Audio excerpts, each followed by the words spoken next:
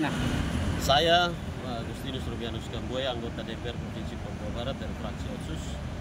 Tentu saya mendisklaimer dulu bahwa nanti video ini beredar pasti ada pandangan bahwa yang merancang, yang terlibat, kenapa menggugat. Saya kira ranah dan kewenangan pembentukan undang-undang adanya di DPR RI, dan ketika itu kami terlibat memberikan sumbangsi dan masukan. Salah satunya adalah soal jaminan dan kepastian hak dalam politik lokal di tanah Papua, terutama diatur secara jelas dan tegas dalam undang-undang yang baru. Tapi ada sejumlah hal yang luput dalam pembentukan hasil evaluasi ini, sehingga menurut saya wajar dan pantas orang asli Papua, antaranya adalah masyarakat seperti tadi, peduli atau kelompok HAM atau demokrasi, ya, yang mencari keadilan. Saya kira ini adalah gedung yang tepat. Secara politik, mekanisme pembentukan undang-undang telah selesai di DPR RI dan saatnya dijalankan. Bagi masyarakat yang merasa hak mereka tidak diakomodir secara pasti dan dijamin dengan jelas, bisa mencari keadilan di sini. Seperti yang tadi disampaikan oleh Saudara Yanto Iji dan teman-teman yang lain.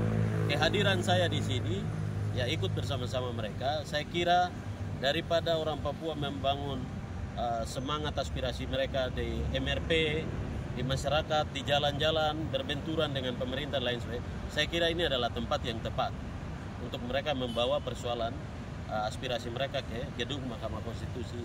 Saya kira gedung ini bertugas mengadili atau memutuskan undang-undang atau peraturan yang dianggap tidak menjamin kepentingan masyarakat atau bagi subjek kelompok kepentingan merasa dirugikan, salah satunya masyarakat tadi. Nah, orang Papua, saya mengikuti apa yang diajukan, cukup tepat. Salah satunya di Ketentuan Umum Pasal 1 tentang definisi orang asli Papua pada poin keempat.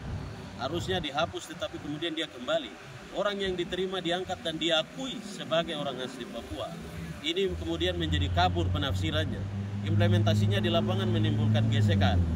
Yang kedua, adanya penghapusan partai politik lokal digantikan dengan fraksi Otsus di tingkat kabupaten kota.